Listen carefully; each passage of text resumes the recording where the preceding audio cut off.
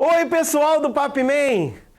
Eu sou o professor Luciano Monteiro de Castro, é um prazer estar aqui com vocês mais uma vez. Eu admiro muito vocês que dedicam esse período normalmente de férias, de descanso, né, para se aperfeiçoar, apesar que os nossos calendários estão um pouco complicados nesse período, né, mas enfim. A gente está num formato virtual, com a aula gravada, mas eu vou continuar fingindo que você está aqui comigo, participando desta aula, né? Importante dizer para você que esta é uma segunda parte da aula sobre isometrias. A primeira parte foi no Papman passado, você encontra o vídeo aqui no canal mesmo, e eu recomendo que você assista e até que você reveja esta aula, tá? Antes de assistir essa daqui, tá bom? Especialmente se você não viu, vale a pena. Vou fazer algumas referências, tá bom? Então, vamos a ela. O tema é isometrias no plano, e na primeira aula nós vimos basicamente o modo de pensar, né? Que quando a gente imagina uma figura geométrica se deslocando para coincidir com uma outra figura geométrica congruente, essa é até a definição de congruência do Euclides, nós obtemos o que a gente chama de uma isometria, que você pode até olhar como um movimento das figuras do plano, né? Os exemplos mais clássicos são translação, rotação e reflexão, e de fato a gente acaba provando que tem mais um exemplo, que é a chamada reflexão com deslizamento. Eu não pretendo entrar em detalhes, mas você pode pesquisar se você estiver interessado. E acrescentando reflexão com deslizamento, que é na verdade uma composição de translação com reflexão, em que a translação é paralela ao eixo de reflexão, se você acrescentar aqui a reflexão com deslizamento, um teorema bem interessante, você encontra, por exemplo, no livro do nosso grande mestre Elon Lages Lima, com esse título, Isometrias no Plano. Essas quatro são todas as possíveis isometrias do plano classificam-se entre essas quatro categorias, tá? E nós vimos exemplos práticos de como resolver problemas com o modo de pensar, né? A solução em si você pode até escrever usando as formas clássicas de congruência, mas o modo de pensar com movimentos e transformações, a gente viu como pode ajudar a resolver problemas práticos, tá? A ideia da aula de hoje, desta segunda parte, é a gente aprofundar um pouco o nosso estudo, o nosso conhecimento das isometrias, em particular, olhar a composição de isometrias, que eu falei um pouquinho no final da parte 1, tá? E também lá no final da parte 1 nós comentamos o teorema fundamental, e vale a pena repetir. Uma isometria, né, resumir aqui, uma isometria ela fica definida pela imagem de um triângulo qualquer, tá? Então, se você sabe que você tem uma isometria, se você souber o que essa isometria faz com um triângulo, um determinado triângulo que você pode escolher, você determinou essa isometria, ela é única, né? Nós provamos isso no fim da parte 1, e nós até começamos a falar de composição de isometrias. Nós vamos ver em particular a composição de translações, a gente vai ver. Vamos ver composição de translações também. Aliás, composição de translações é algo muito interessante, que pode dar origem inclusive ao conceito de soma de vetores. Agora, nós vamos nos concentrar principalmente na composição de reflexões, tá? E aí, de novo, é possível provar que compondo reflexões você consegue gerar todas as possíveis isometrias, tá? Mais um detalhe que a gente não vai entrar, mas que é algo que você pode querer pesquisar, né? Que você pode querer pensar também um pouco sobre isso. Compondo reflexões você consegue gerar qualquer isometria, tá? Então não é à toa que eu estou me concentrando em composições de reflexões. Então,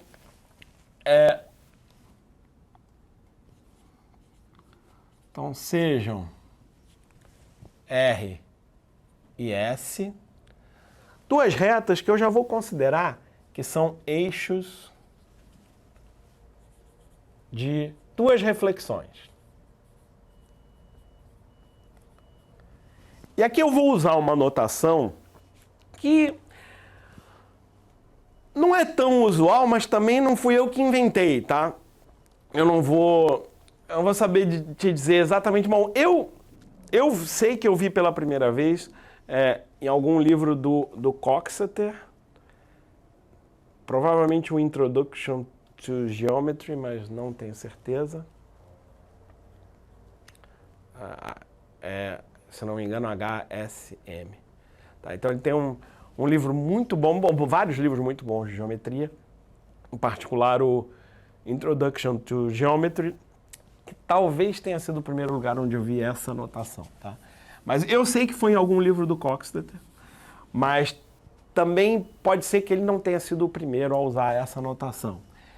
E a notação que eu vou usar, por isso que eu estou demorando um tempo para te explicar, ela é um pouco abusiva, tem um certo abuso de notação, porque eu vou usar a mesma letra R e a mesma letra S para indicar tanto a reta, que é o eixo da reflexão, como também para indicar a própria reflexão. Tá? Então, o que nós vimos na parte 1 já, mas eu vou colocar o resultado aqui, é que, vamos chamar de caso número 1 aqui,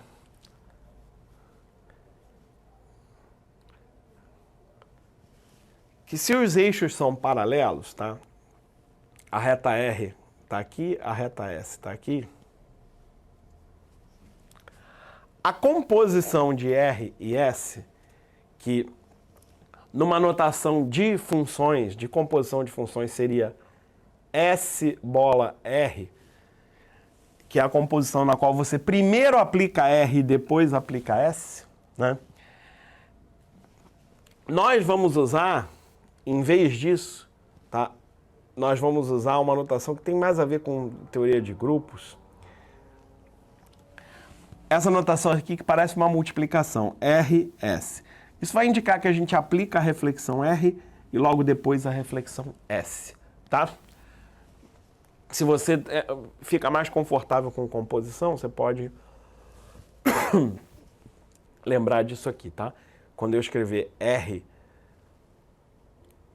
do lado de S, como se fosse uma multiplicação, o que eu quero dizer aqui é a composição S composta com R, tá?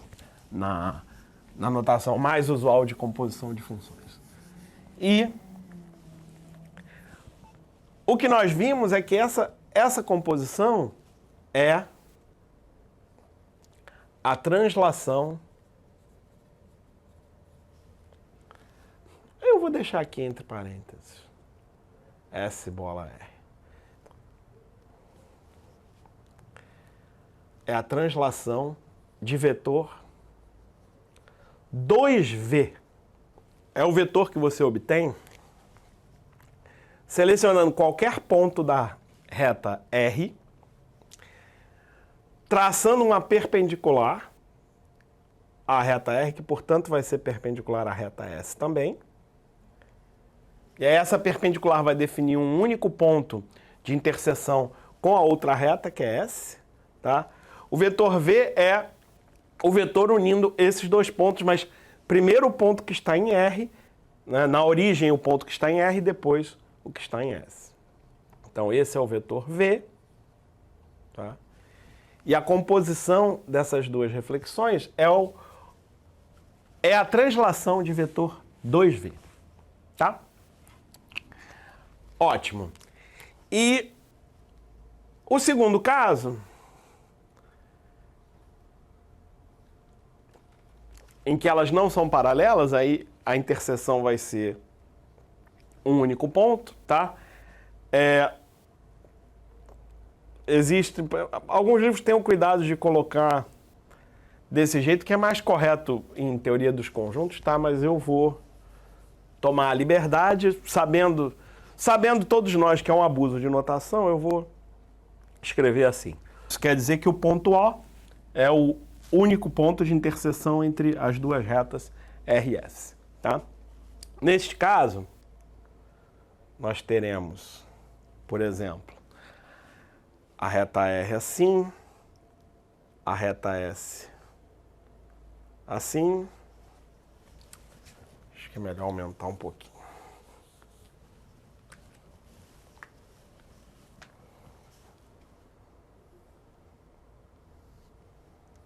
R, S, tá? E, bom, eu podia adiantar, na verdade, na parte 1 eu já adiantei, deixei como exercício para vocês pensarem, mas a gente não precisa saber de antemão qual vai ser o resultado dessa composição, não. Nós podemos usar o teorema fundamental, essa é uma das habilidades principais que eu queria que você se animasse a desenvolver, ou que você conhecesse, tá? Que através do teorema fundamental nós conseguimos determinar com certa facilidade qualquer composição de isometrias, né? Então, vamos lá, vamos correr atrás dessa aqui. Para usar o teorema fundamental, o que eu preciso fazer é escolher um triângulo. Eu sei que transformando um triângulo através dessa composição de isometrias, eu vou ter o triângulo original e o triângulo transformado, né?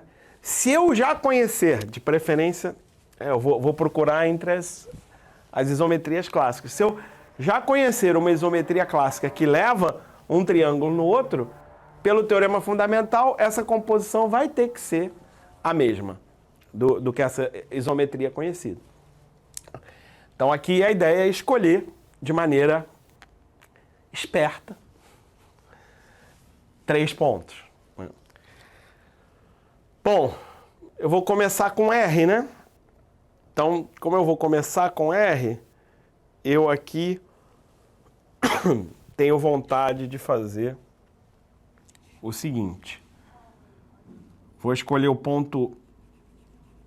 Um dos pontos do triângulo, o ponto de interseção, ó.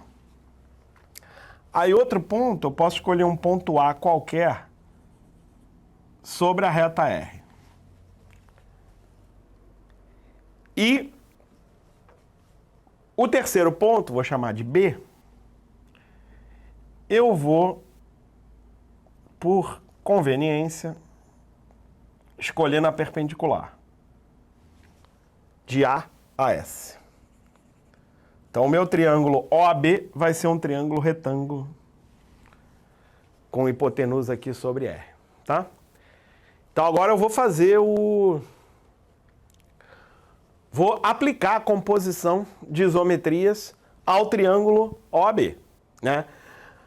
O ponto O é ótimo porque o ponto O, como está sobre os dois eixos de reflexão, o ponto O sempre vai permanecer parado aqui, né? Então, o ponto O vai no ponto O.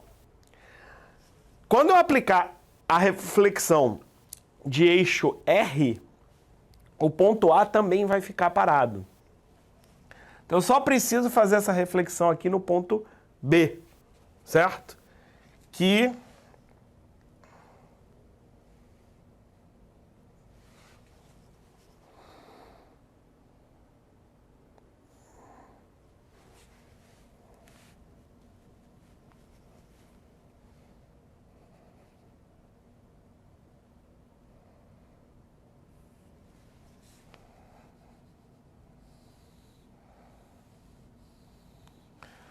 vai me dar algo mais ou menos assim. Vou chamar esse ponto aqui de B1.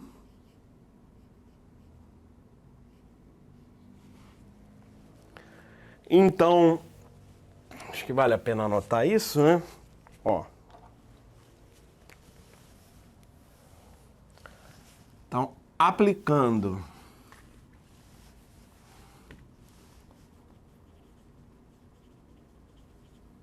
R, que é a reflexão de eixo R, que eu estou resumindo por simplesmente R, o triângulo OAB é elevado no triângulo OAB1. Tá? E agora, aplicando S, o que vai acontecer com o triângulo OAB1, né? Vamos lá. Bom, A foi o motivo de eu ter escolhido o A aqui. Eu devia ter marcado o ângulo reto, né? O ângulo reto está aqui. O A é fácil, né, de transformar. O A vem parar nesse ponto aqui, que eu vou chamar de A2, para indicar que isso tem a ver com a segunda reflexão que foi feita. Tá? Então, o A vai no A2, o B1, né?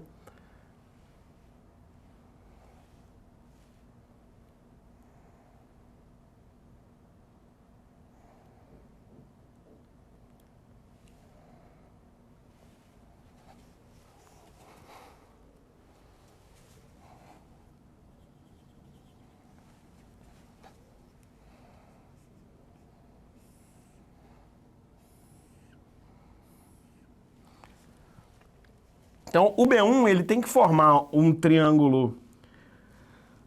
Perdão, o B1 forma esse triângulo OAB1. O B2, que vai ser a imagem do B1 pela reflexão em S, vai ter que formar um triângulo congruente a esse, né? Deixa eu ver outra cor aqui. Então, ao transformar o B1,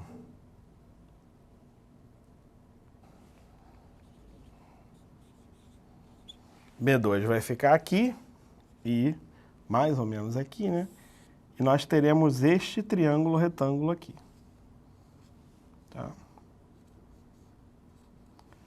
Simétrico. Lembrando que a reflexão pode ser vista muito bem como uma dobradura do papel sobre o eixo de reflexão, né? Então, isso é como se eu dobrasse a folha de papel onde está o triângulo AB1O e a dobra ficasse bem aqui na reta S, certo? Fazendo isso, ele vai parar exatamente, né, nessa posição que eu indiquei aqui, certo?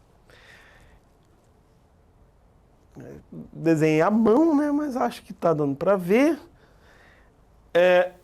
Ok. Então, agora a ideia é a seguinte.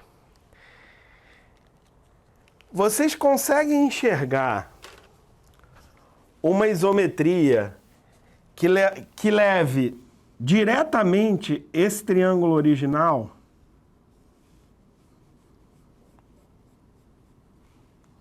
nessa posição final dele aqui?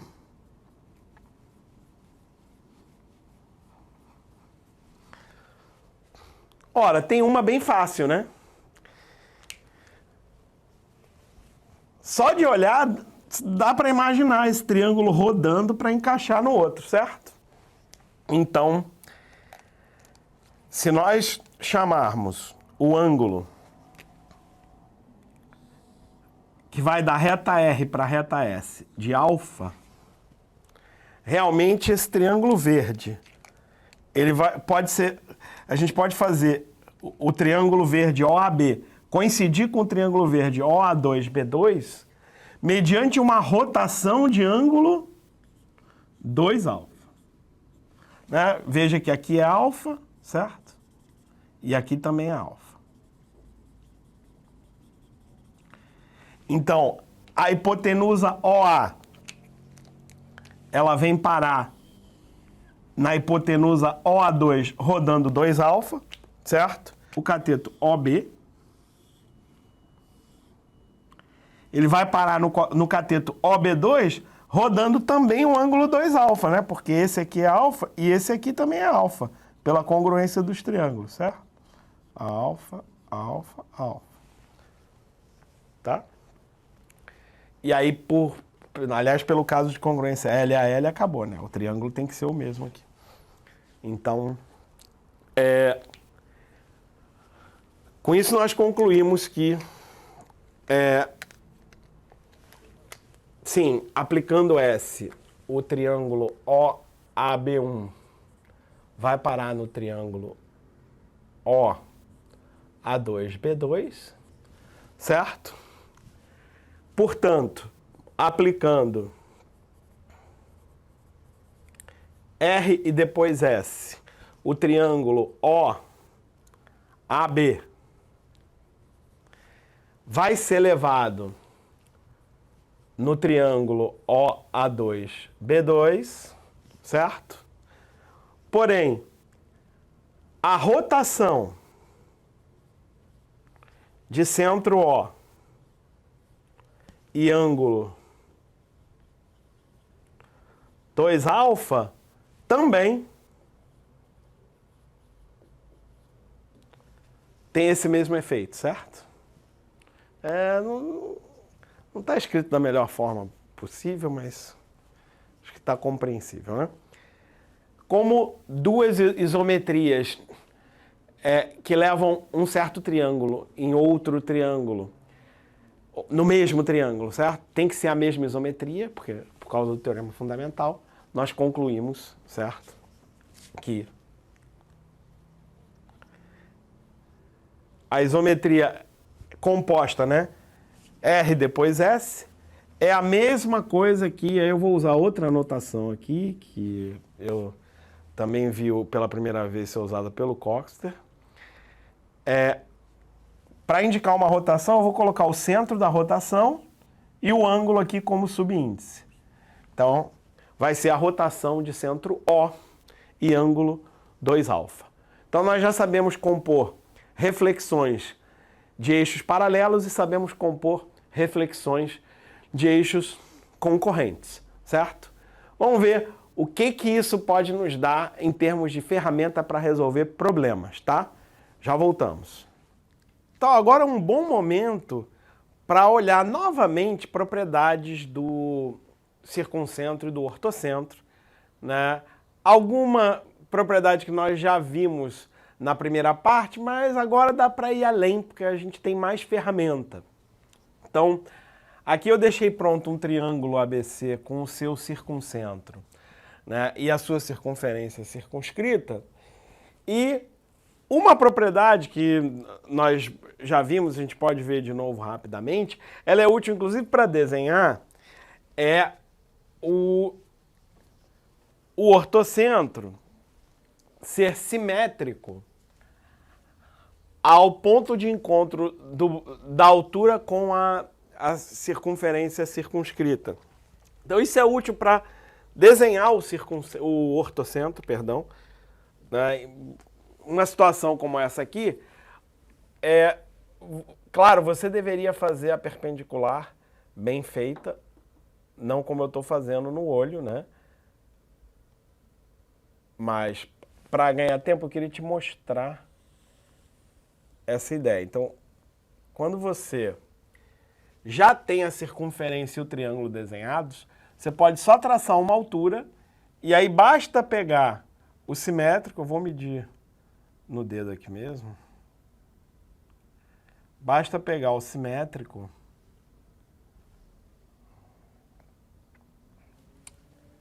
não, vou medir na régua.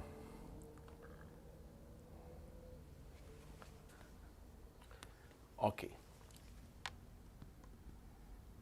Então, esse aqui é o ortocentro. Então, o que a gente está usando, essencialmente, é que esse ângulo aqui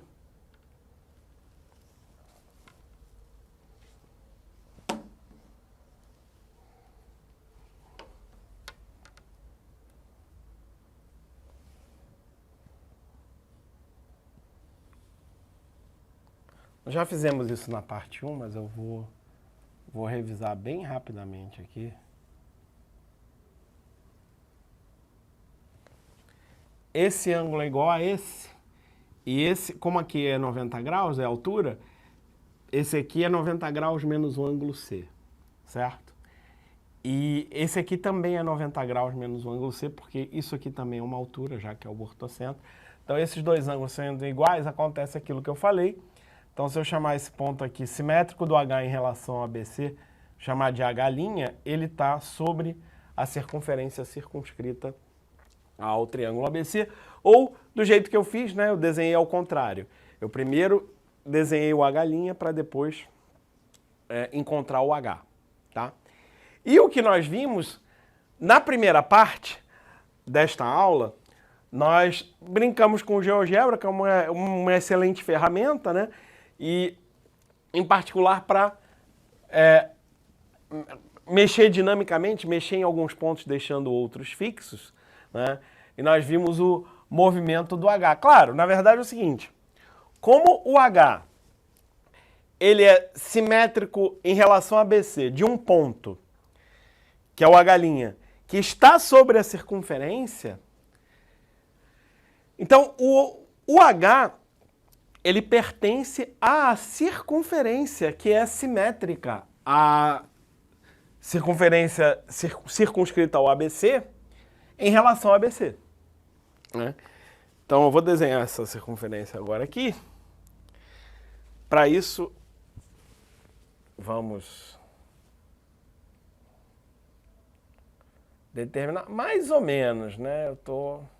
Não estou desenhando com a máxima precisão aqui não, como você pode ver. Mas vamos fazer mais ou menos. Então, mais ou menos por aqui. Está o simétrico do O em relação a BC. Chamar de O'. Então, a circunferência de centro O' e que passa por B e por C, vai passar pelo H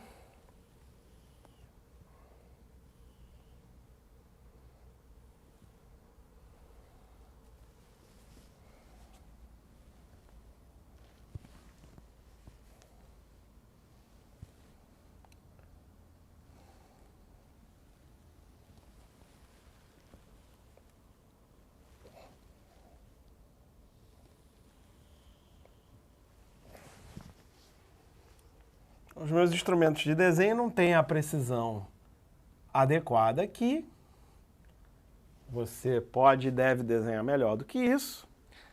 Mas, de fato, o H vai sempre percorrer essa circunferência simétrica. E nós, na primeira parte, nós argumentamos que essas duas circunferências, além de estarem relacionadas por uma reflexão, também estavam relacionadas por uma translação, né? Claro, não tem nada de errado no que nós fizemos, mas agora nós temos recursos para fazer isso de uma maneira que é, na minha opinião, mais elegante, que é a seguinte. Vamos considerar agora duas reflexões. Duas reflexões envolvendo retas paralelas, que vai dar a translação, que era o que a gente estava querendo. Uma das retas paralelas vai ser a própria reta BC, e a outra vai ser a seguinte. Vai ser uma reta passando pelo O, pelo centro da circunferência. Só que paralela a BC. Tá?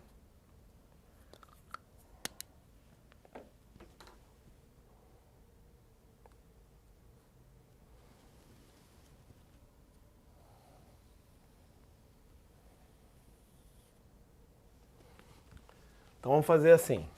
Chamar essa reta de R. Já vou chamar a reta BC de S também, para a gente fazer uma referência ao que nós acabamos de estudar. Então, R é isso, R paralela a BC e O, né, o circuncentro do triângulo pertence a R. Tá? E a própria reta BC eu vou chamar de S.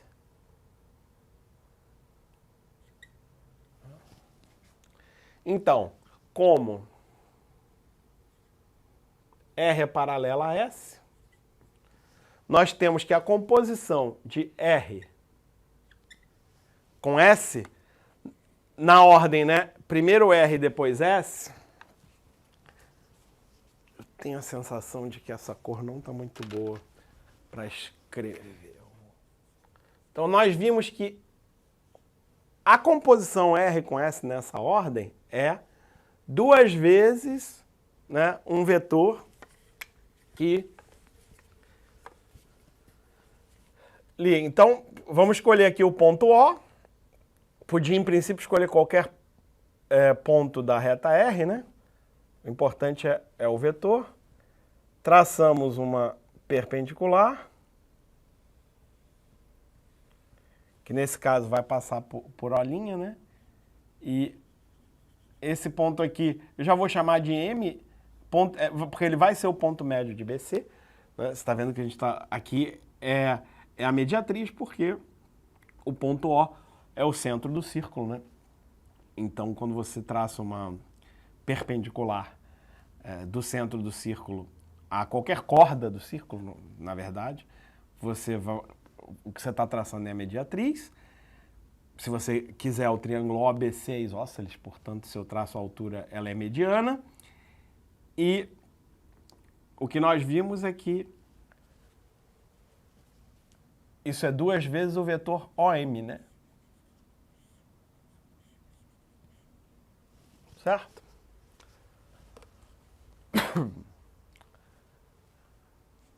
A composição da reflexão por R com a reflexão por S é 2 vezes o vetor OM.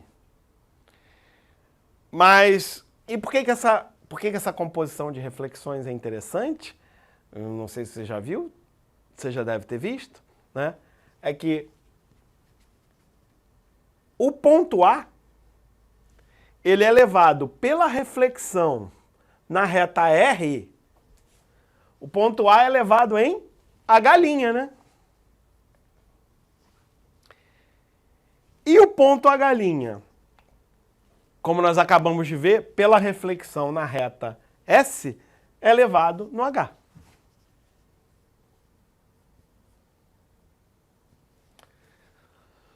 Então tá aí um jeito um pouco mais elegante de ver que o A vai no H, ou mais elegante na minha opinião, tá? Por um vetor, por uma translação de vetor 2OM. Ou em outras palavras, o vetor AH é igual ao dobro do vetor OM, como nós tínhamos visto de um jeito um pouquinho diferente. Agora, o fato é que, de posse da ferramenta da composição de reflexões, ou da composição de isometrias em geral, mas neste caso, da composição de reflexões, não custa muito mais do que o que a gente acabou de fazer, ou não nos custa muito mais, para descobrir algumas outras propriedades talvez mais avançadas e que são úteis em problemas difíceis. E eu me lembro recentemente, pelo menos, de um problema da Olimpíada Internacional de 2015, se não me engano, acho que era o problema 3, em que essas coisas eram muito úteis. E algum problema da OBM recente também, eu não vou lembrar agora exatamente qual, tá?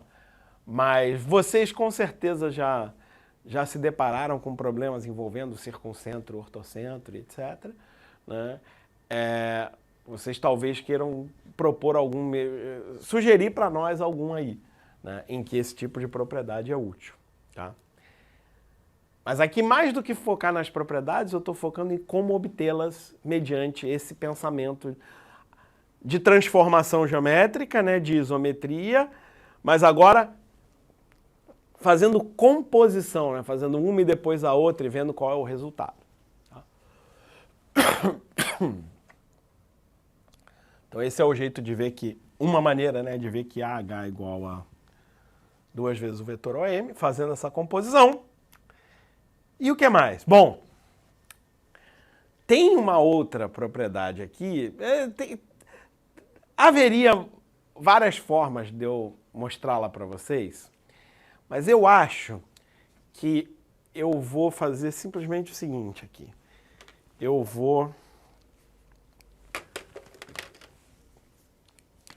desenhar a reta HM.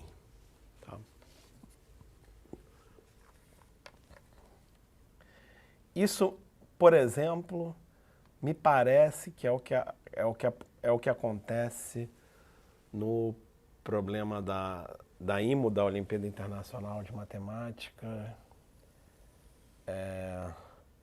de 2015, é o problema 3, se não me engano. Acho que ele considera exatamente essa reta aqui.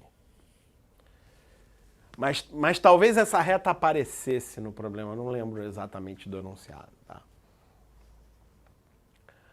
Mas essa reta HM, ela corta a circunferência circunscrita ao ABC em 2 pontos, né? Os dois muito interessantes. Um deles é um pouco mais fácil de entender, mas existem problemas envolvendo o outro, que aí se você souber esse, você entende melhor o que acontece com aquele outro lá, tá? Então, bom, esse ponto eu tenho uma certa vontade de chamar ele de alguma coisa, mas eu vou chamar por enquanto de P e Q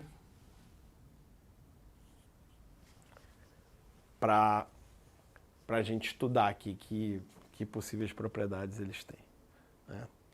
Bom, e uma coisa que é importante é fazer uma boa figura, né?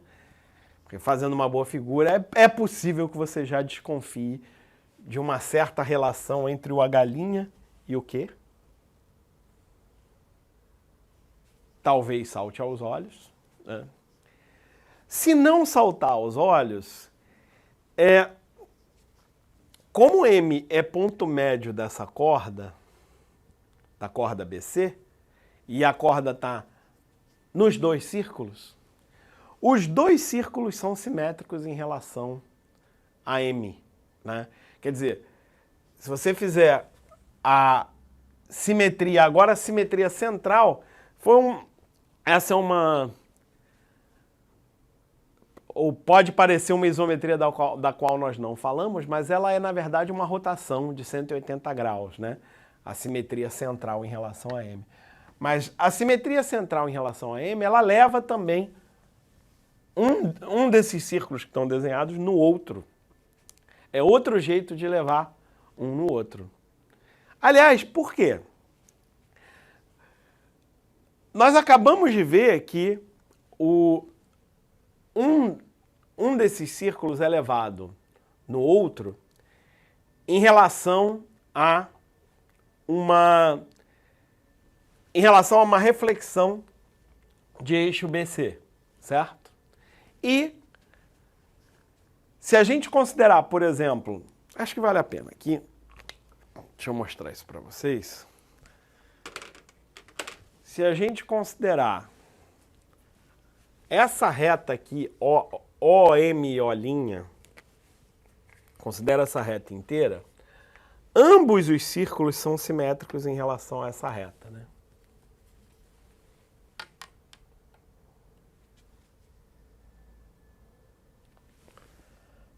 O que significa que se nós fizermos a composição dessas duas reflexões, uma com a reta BC e a outra com a reta O', que passa por M, né? Vou chamar essa reta de T. Certo? Então, por exemplo, se a gente fizer primeiro T, depois S, tá? A circunferência circunscrita ao ABC, se eu fizer a reflexão por T, ela vai nela mesma. E aí, em seguida, se eu fizer a reflexão por BC, ela vai na outra, certo? Isso prova que essa composição leva uma na outra. Curioso, né? Porque a reflexão já levava uma na outra. Mas tem uma outra isometria que também leva uma na outra, certo? E aí você vai começar a protestar, né? Mas, Luciano, você não tinha dito que... Não, eu disse para o triângulo, lembra? O círculo é uma figura, né, mais simétrica, né?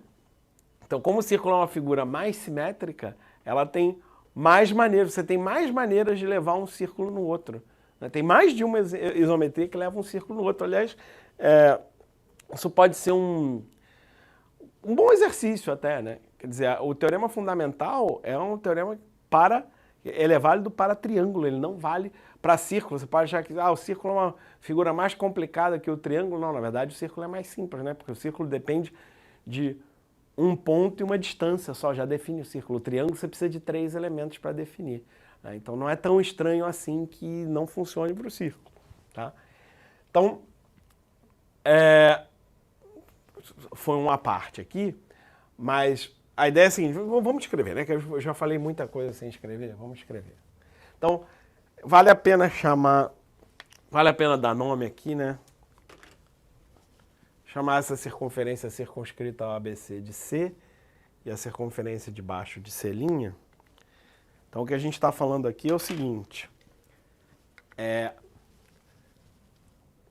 C vai em C pela reflexão na reta T, certo? E C vai em C' pela reflexão na reta S. Logo, C tem que ir em C' pela reflexão na composição, TS. Certo? Agora, como T e S são retas concorrentes, nós já vimos que essa reflexão é uma rotação cujo centro é o ponto de interseção, que é o M. Então, uma rotação de M, de centro M e ângulo 180 graus, que o ângulo é o dobro do ângulo entre as retas, certo? Rotação de 180 graus é a simetria central, tá? Isso já mostra de cara que esse ponto Q ele tem que ser o simétrico de H em relação a M, certo? Porque ele está na circunferência e porque ele está na reta. E o simétrico também tem que estar. O simétrico tem que estar na reta por definição do simétrico, mas o simétrico tem que estar na circunferência por causa dessa conclusão a qual nós chegamos aqui, tá? Então, uma consequência disso, então, é que vou escrever direto. A consequência disso é que o HM é igual a MQ. Quer dizer, por essa simetria central aqui, o ponto H tem que ser levado no ponto Q, né? Não tem outro jeito. E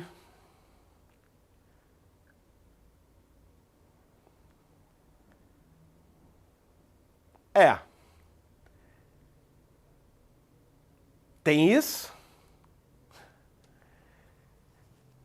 E tem também o caminho, né? Porque, na verdade, a gente pode...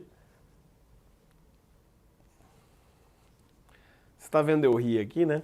Porque eu estou pensando eu estou tentando decidir qual a próxima coisa que eu falo de tanta coisa legal que tem nessa figura. Né? Eu vou falar as que vierem primeiro na minha cabeça, depois você vai descobrir outras, você vai mandar para mim também.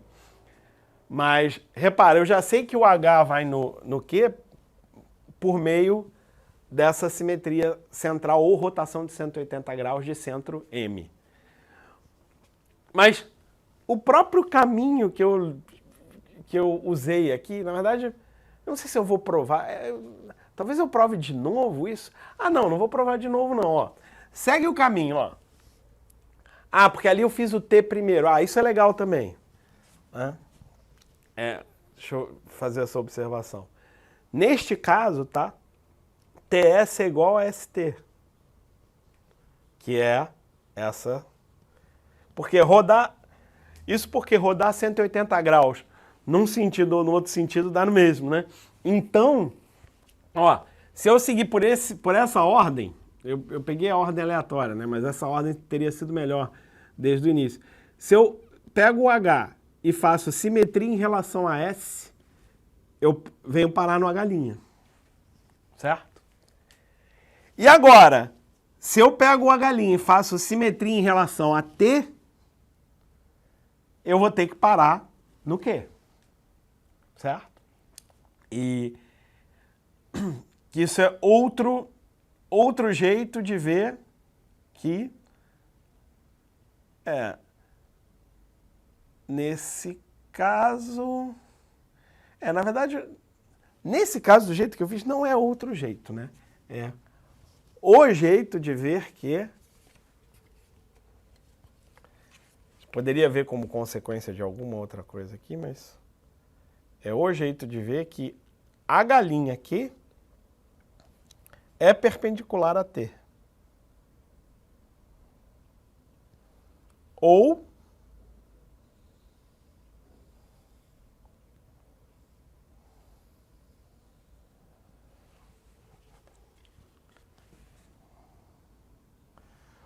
que Q e a galinha são simétricos em relação a T. Muito bem. Agora, se a galinha Q é perpendicular a T, então a galinha Q também é perpendicular a essa reta vermelha, que é paralela a T, né? Então esse ângulo tem que ser reto. E aí, esse ângulo sendo reto, nós descobrimos algo bem significativo desta figura e que não é algo tão simples, né? Ou talvez de perceber desenhando, mas para provar dá um trabalhinho. E eu diria que usando esses métodos foi bem natural, né? Chegar lá. Que é que esse Q, na verdade, é o ponto diametralmente oposto ao A na circunferência C. Ou seja, AQ tem que passar por O.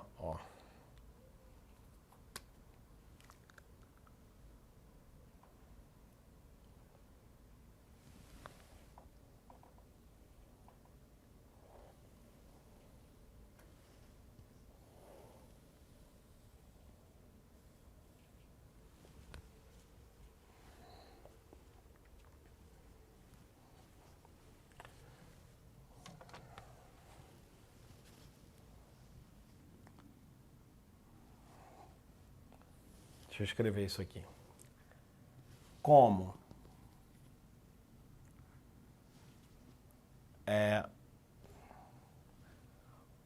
o H vai em Q por M 180 graus,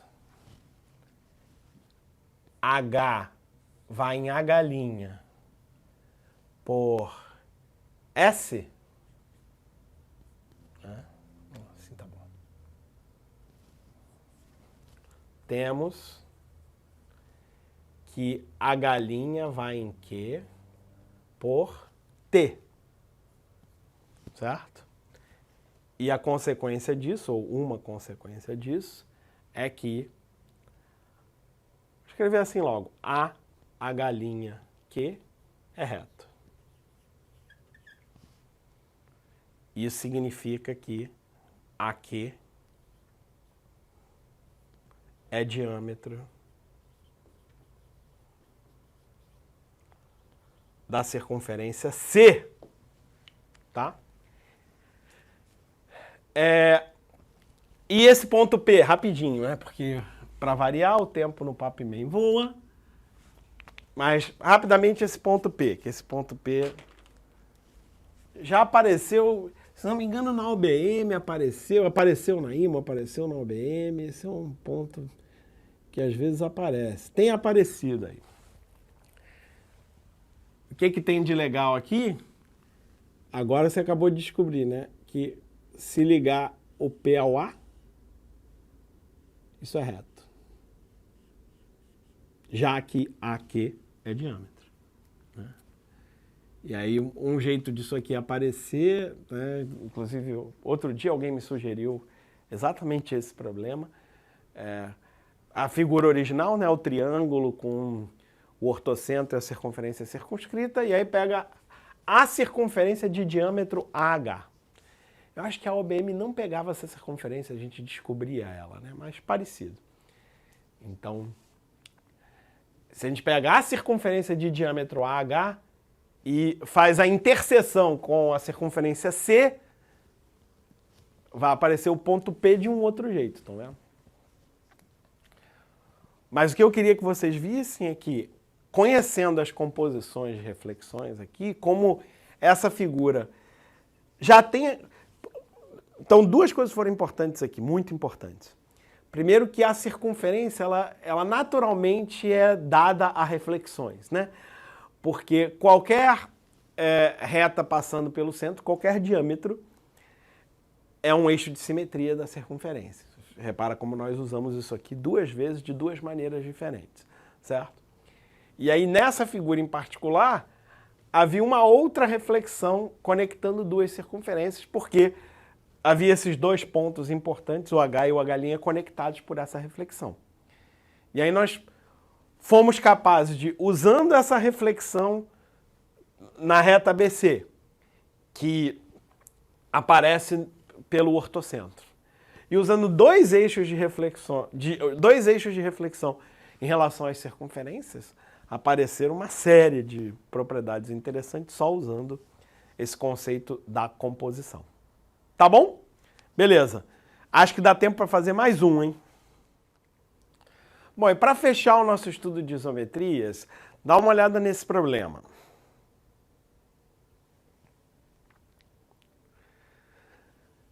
Então, pode parecer um tanto assustador, em princípio, né? E, claro, um problema difícil, o segredo é você ir quebrando em pequenas partes que você consiga atacar, né?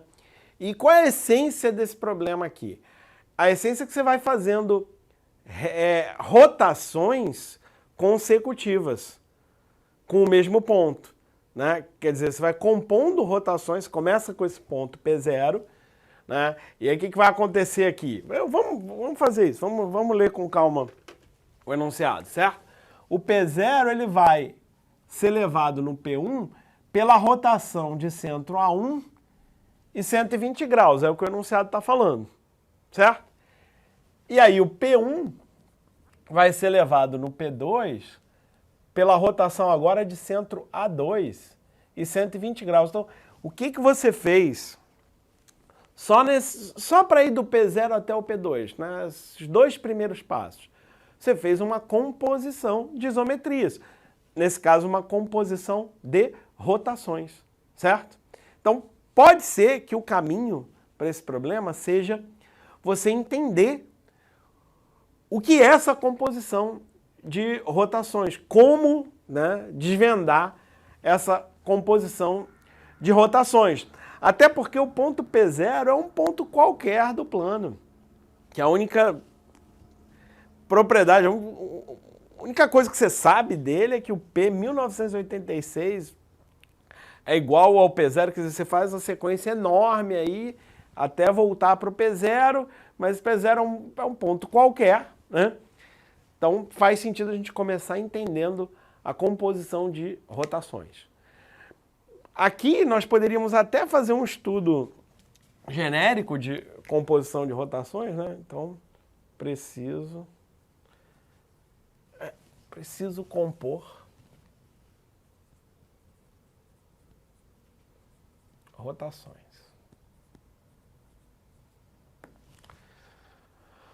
Bom, há algumas possibilidades para você estudar uma composição de rotações. Pode começar até estudando genericamente.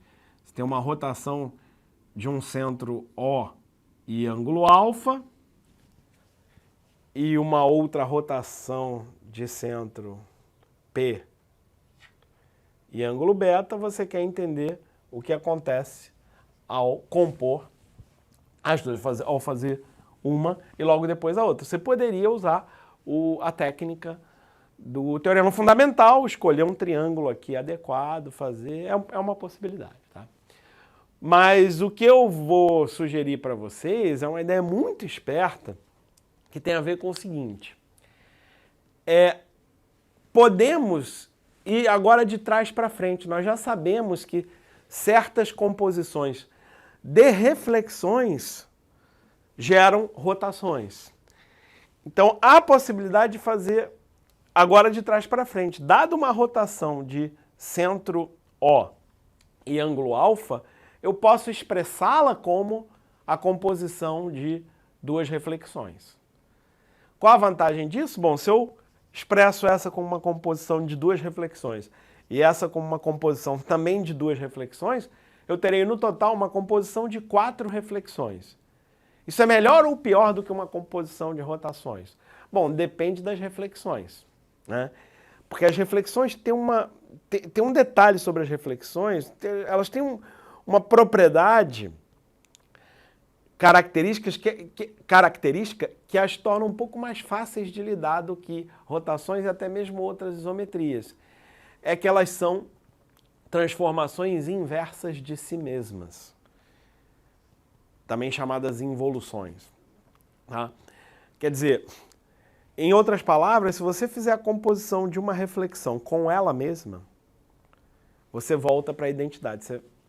Enfim, você obtém a função identidade, né? Repara que isso não é verdade para as rotações, né? Você pode compor a rotação com ela mesma e você vai, ou com translação, você vai compondo a translação com ela mesma, você vai obtendo pontos diferentes e tal. Mas a reflexão, se você aplicar a mesma reflexão 2 vezes, você não fez nada, quer dizer, você está com a função identidade, certo? Então, isso, junto com o fato, esse também é poderoso. Ó, se eu tenho uma rotação de centro O e ângulo alfa, tá? Vamos facilitar, né? Rotação de centro O e ângulo 2 alfa. E aqui também, 2 beta. Porque eu sei que essa reflexão aqui, eu posso representar como... Essa reflexão eu falei? Não. Essa rotação, eu posso representar como composição de duas reflexões sobre retas que formem um ângulo alfa. E essa aqui eu posso representar como composição de reflexões retas que formem um ângulo beta. Bom, aqui o correto é identificar o sentido, tá? Digamos que ambas são no sentido horário. Esse problema fala do sentido horário também. O mais usual é a gente usar o sentido trigonométrico, né? Mas, enfim, eu estou usando aqui o sentido horário.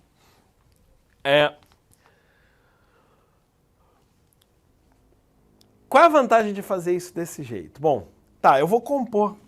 Vamos colocar nomes aqui. Essa rotação vai ser R composta com S, nessa ordem. R primeiro, depois S. E essa aqui vai ser T e U, tá? Ao fazer a composição das duas, eu vou ter isso aqui, RSTU, certo?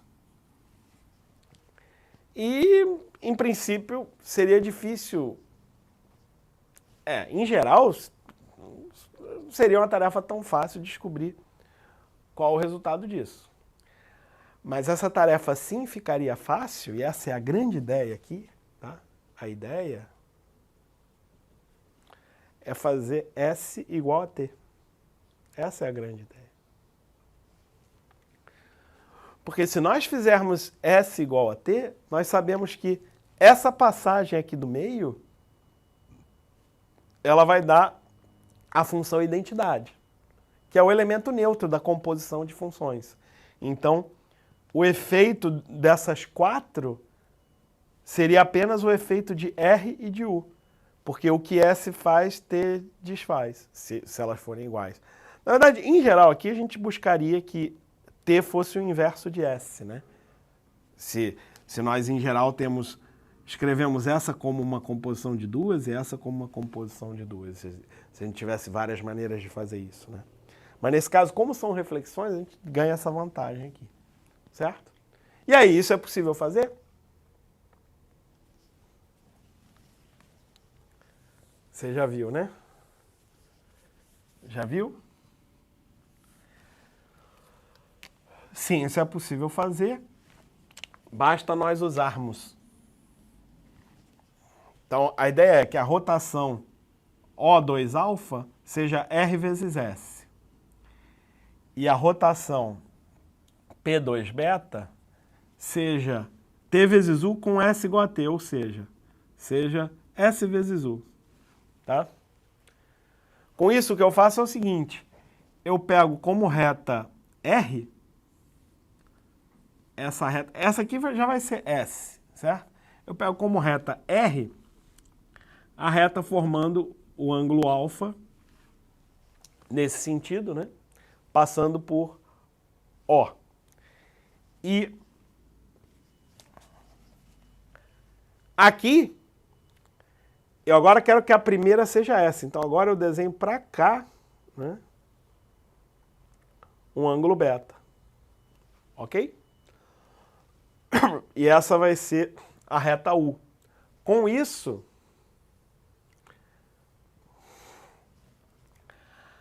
a composição dessa rotação com essa, nessa ordem, primeiro essa, depois essa, vai ser isso. RS, SU. Como S com S é identidade, vai ser RU. Só que RU, olha aqui, é a composição dessas duas reflexões. R primeiro, depois U. Vai ser a rotação cujo ângulo é o dobro desse. Tá?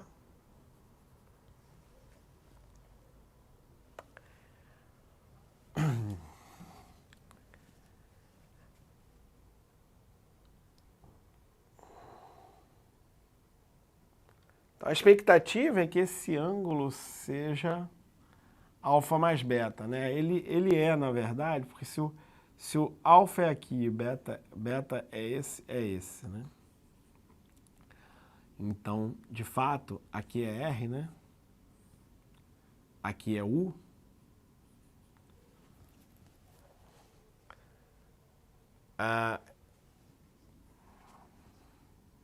Então, RU, isso, RU no sentido exato. RU no sentido horário, né? Seria esse ângulo aqui, que é realmente alfa mais beta. Então, bate com a nossa expectativa. Enfim, havia uma certa expectativa de que uma composição, se você roda alfa, na verdade 2 alfa em uma, e roda 2 beta na outra, por mais que o centro de rotação seja diferente, né, a posição do... Se imaginar um triângulo rodando o triângulo inteiro, faz sentido que a posição rode um total de alfa mais beta, ou, nesse caso, 2 alfa mais 2 beta.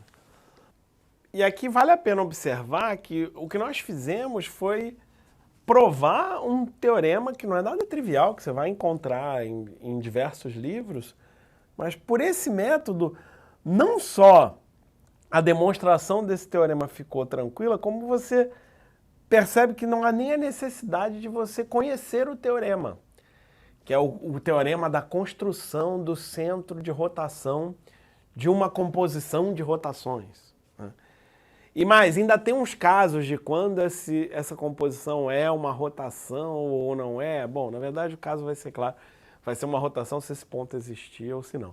Então essa é a construção do centro de rotação de uma composição de rotações. Mas esse método de transformar a própria rotação como uma composição de reflexões e fazer isso de uma maneira esperta, né, de uma maneira adequada, esse é um método que você pode usar sem precisar decorar essa construção do centro.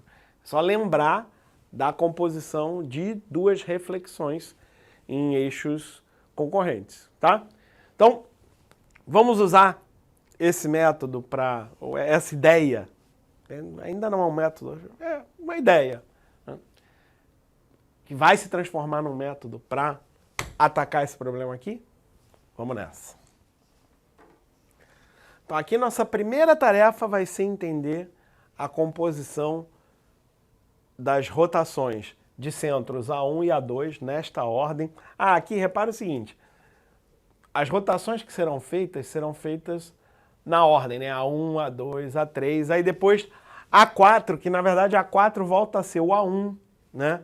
Aí o A5 volta a ser o A2. Então na prática, o que a gente está fazendo aqui é rodando com centro A1, depois com centro A2, depois A3, depois A1, A2, A3, A1, A2, A3 e assim sucessivamente. Então é um padrão repetitivo, né?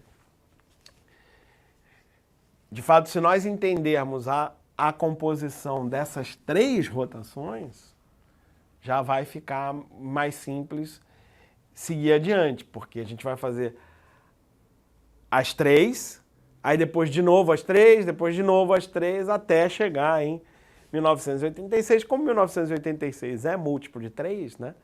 Então, é mais um motivo para a gente entender a composição dessas 3. E aí, para isso, vamos devagar. Vamos entender primeiro a composição entre as rotações de centros A1 e A2, tá?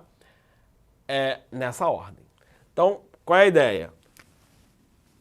A rotação de centro A1 e ângulo 120 graus, nós vamos escrever como a composição de 2 reflexões de eixos R e S. Como tem que ser esses eixos R e S? Eles têm que se cortar em A1, R e S, e tem que formar entre eles um ângulo de 60 graus, sendo que esses 60 graus tem que ser do R para o S no sentido horário, já que ele pediu 120 graus no sentido horário. Tá? Agora, o legal aqui é que existem infinitas maneiras de fazer isso, né? Eu posso manter esse ângulo de 60 graus e ir rodando essas retas R e S ao redor de A1 e elas continuam funcionando em qualquer posição, certo? Qual vai ser a posição mais adequada para mim? Como a gente acabou de ver, vai ser a posição em que S passa, na verdade, por A2, certo? Então, nós temos aqui a nossa primeira construção a ser feita. Eu vou... Aqui a verdade...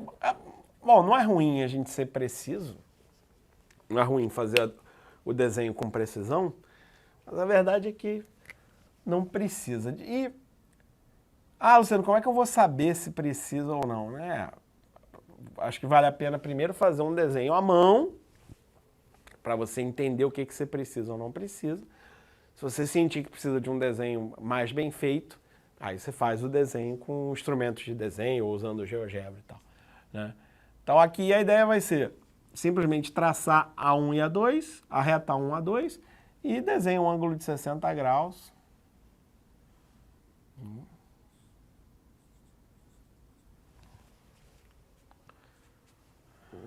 Acho que é um pouquinho mais agudo, né?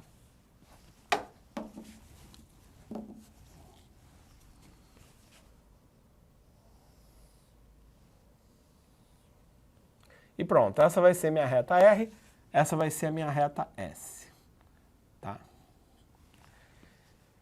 E agora, a ideia é a rotação de centro A2 e ângulo 120 graus, eu vou fazer também a composição de 2 reflexões, só que agora a primeira reflexão daqui vai ser a segunda da rotação anterior, para que ao fazer a composição das duas, esse S junte com esse S na composição, né? Fique o S do lado do S e eles vão cancelar, né? Eles vão se neutralizar, é a melhor palavra aqui, né? Então, vou chamar de ST, tá? Bom,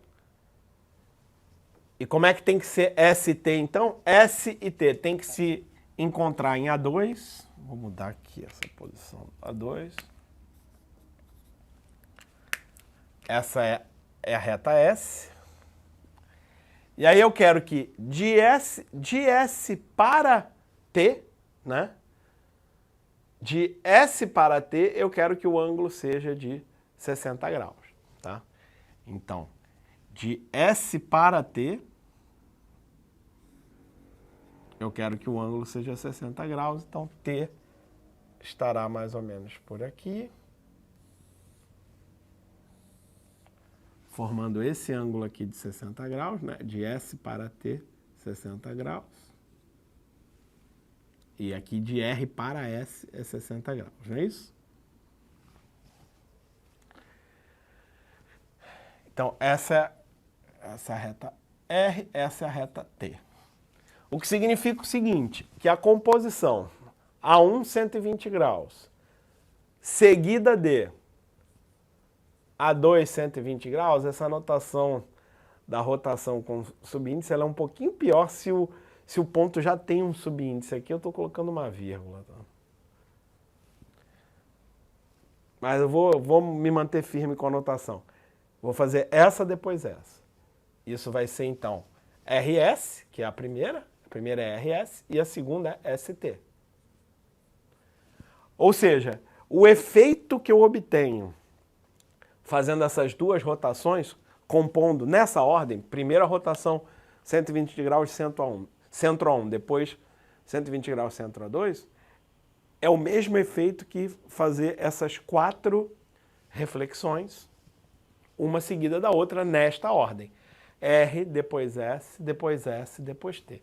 Acontece que fazer S e depois S de novo, isso aqui, significa fazer a função, né, ou a transformação identidade. Só que a identidade não muda, leva cada ponto em si mesmo, certo? Então, tudo aqui vai funcionar como se a gente fizesse apenas R e depois T.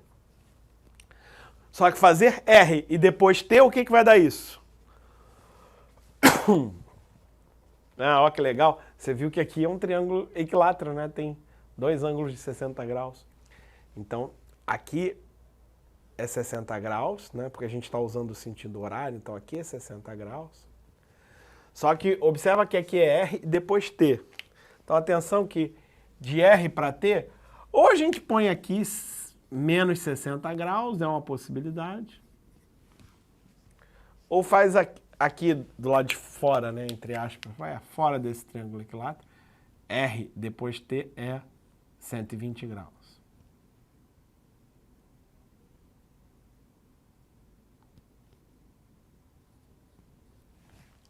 Aí no sentido positivo, que é o horário para nós, né?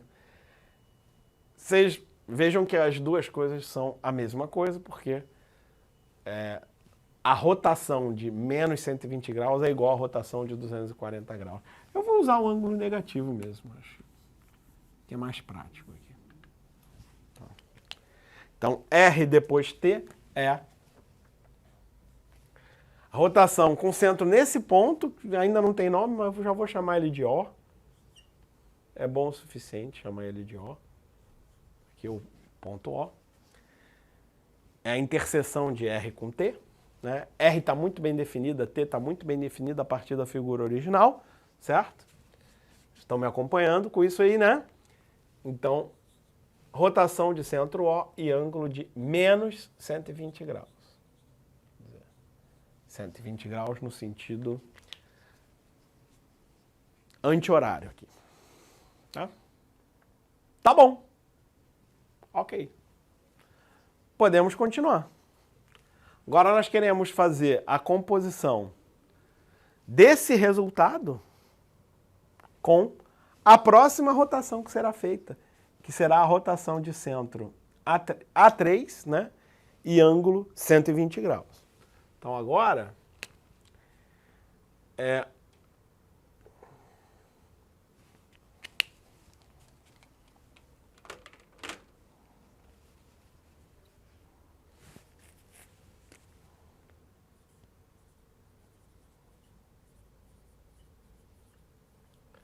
então nós vamos compor esse resultado das duas primeiras, que agora a gente vai compor A1, A2, A3, né?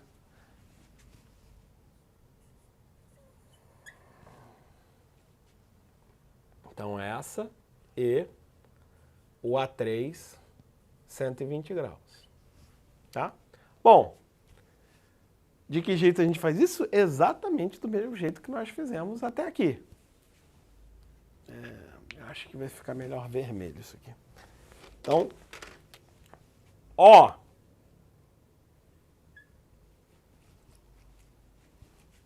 O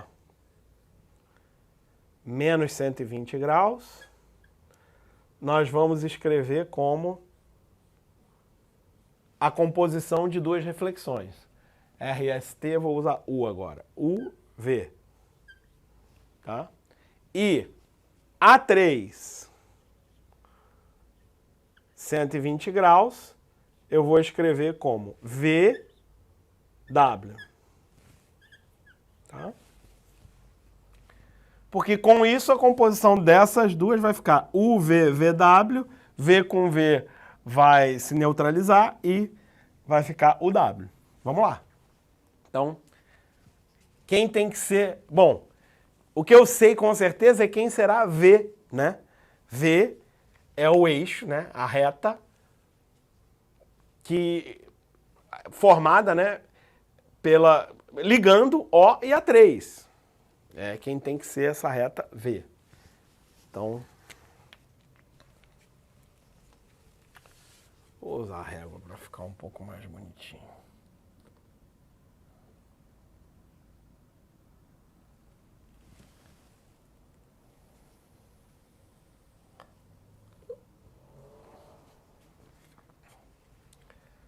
Então, essa será a reta V. Quem é a reta U? Bom, a reta U tem que ser a reta tal que, de U para V, eu forme o ângulo de menos 60 graus, né? Então, vamos lá. E centro O, tá? Então, de U para V tem que ser menos 60 graus. Então, eu vou ter que desenhar os 60 graus para esse lado de V, certo? Vê se você concorda com isso. Porque de U para V tem que dar isso, no sentido anti-horário. Certo. Então, essa é V, essa aqui é U. Formando o menos 60 graus aqui, certo? Então, de U para V, eu formei menos 60 graus. Tá? Bateu, né? Ok. E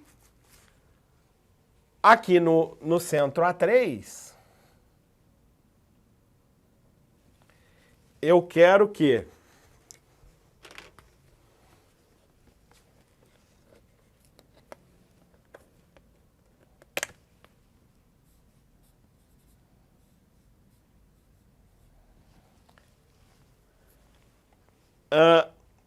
o ângulo de metade de 120 graus, 60 graus, seja de V para W, tá?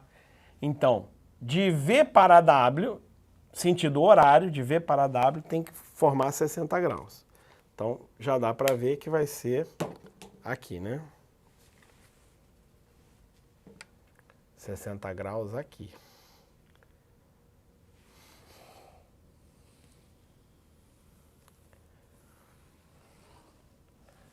Essa é W.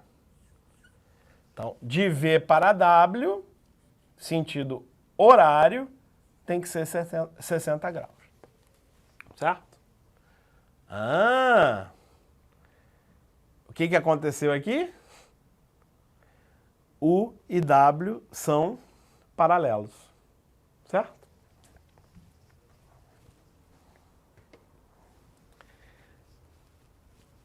Isso é simplesmente a propriedade dos ângulos correspondentes aqui, né? Porque esse ângulo de menos 60 graus de U para V é a mesma coisa que o ângulo de 60 graus, ou a mesma coisa, mas não é a mesma coisa, mas é a mesma figura. Ou ele significa, esse ângulo de U para V ser menos 60 graus, significa que o ângulo de V para U é 60 graus. Só que o ângulo de V para W também é 60 graus, o que significa que essas duas retas são paralelas. Tá? Ok? Então, o que nós deduzimos aqui é que essa composição, que eu já vou escrever assim, a composição A1, 120 graus, A2, 120 graus e A3, 120 graus. Então, quando eu faço as três primeiras rotações que o enunciado diz para eu fazer, eu obtenho UVVW, ou seja, UW. Tá? Como U é paralelo a W, Qual vai ser a composição das duas reflexões nesses dois eixos? É uma translação, certo?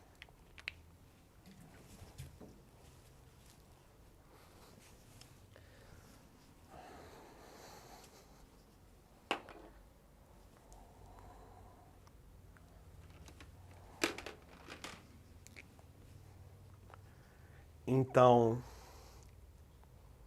A1,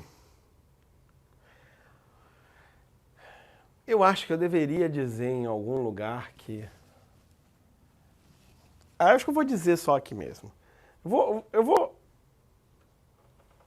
simplificar ainda mais a anotação, escrevendo A1, A2, A3, deixando implícito que é 120 graus em cada um deles, tá?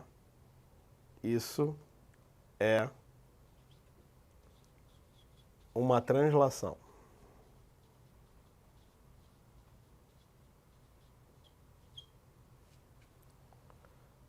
Eu vou deixar só assim, é uma translação.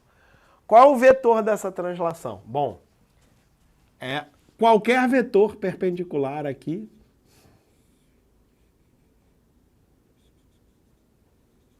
eu já usei U e V para RS. Acabaram as letras boas para vetores. Vou chamar de P, que eu não usei. P. Vetor P. P de perpendicular.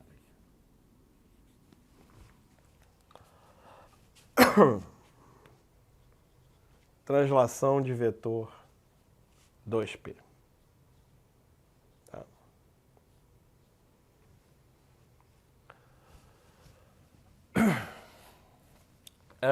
Bom, vou apagar o meu resumo do enunciado aqui para a gente poder terminar.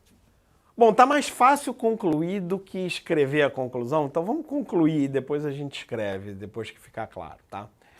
1986 é múltiplo de 3, né? É só somar os algarismos, dá múltiplo de 3, né? Mais precisamente dá 6, 18, 6 dá 0, 662, tá? O que significa o seguinte, o P de 1986 é o resultado, né? É obtido após aplicar 662 vezes a composição A1, A2, A3, já querendo dizer 120 graus em cada um desses, ao ponto P1, tá? Ao ponto P0, perdão. Logo,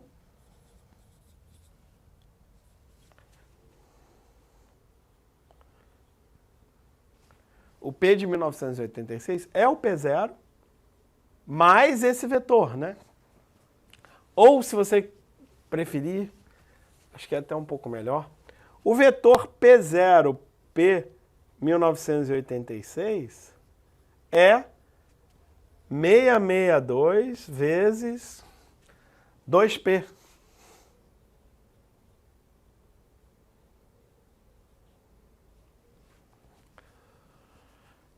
Certo? Porque uma translação, se você aplica ela de novo, né, você só está somando mais uma vez o vetor. Só que, por hipótese, isso é zero. Isso é o vetor nulo. Então, aquilo ali tem que ser o vetor nulo também. Mas o único jeito disso aqui ser o vetor nulo...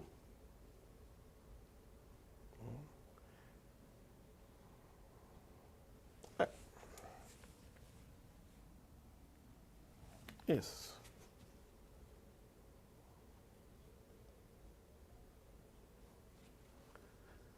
É que o vetor P seja o vetor nulo.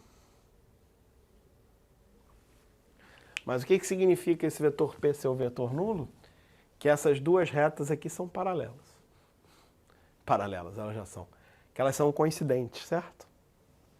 Tem que ser mais do que paralelas. Tem que ser coincidentes. E qual é o único jeito dessas duas retas serem coincidentes?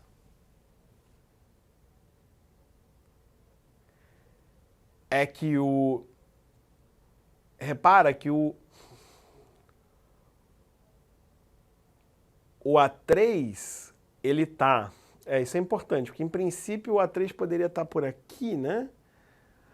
Mas não é possível o A3... Isso, porque o A3 ele tem que estar na reta V e tem que estar na reta W, mas a reta V é a reta OA3. Tá? E ela tem que formar esses ângulos aqui. Então, o único jeito é o O coincidir com o A3. Então, isso. Enfim.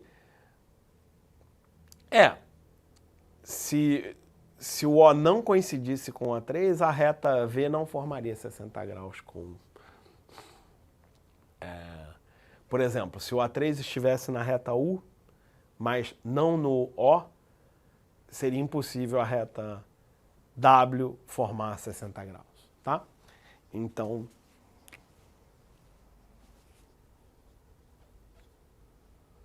o O coincide com o A3 e o O coincidir com o A3 significa que o A1, A2, A3 é um triângulo equilátero, que era o que nós queríamos provar, tá? Como você já tinha desconfiado, esse problema foi proposto numa Olimpíada de Matemática no ano de 1986.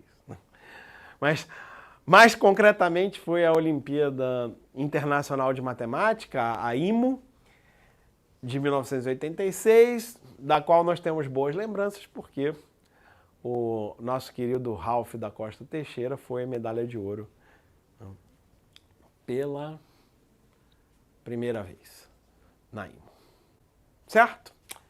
Bom, pessoal, e para concluir, eu queria dizer que eu só mostrei para vocês aqui um pouquinho das ideias, mas são ideias que podem te ajudar muito a desenvolver a sua intuição geométrica, a sua capacidade geométrica. Você pode ver soluções diferentes, ver soluções mais simples, mais diretas.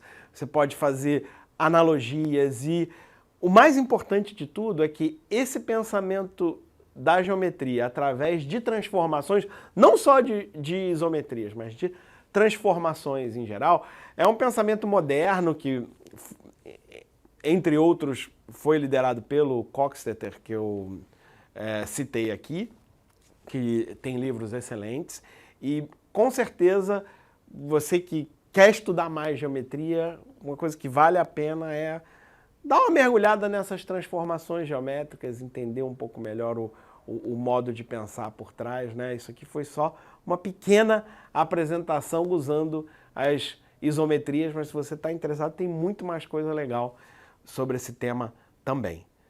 E é isso, gente. Muito obrigado pela atenção de sempre e até a próxima!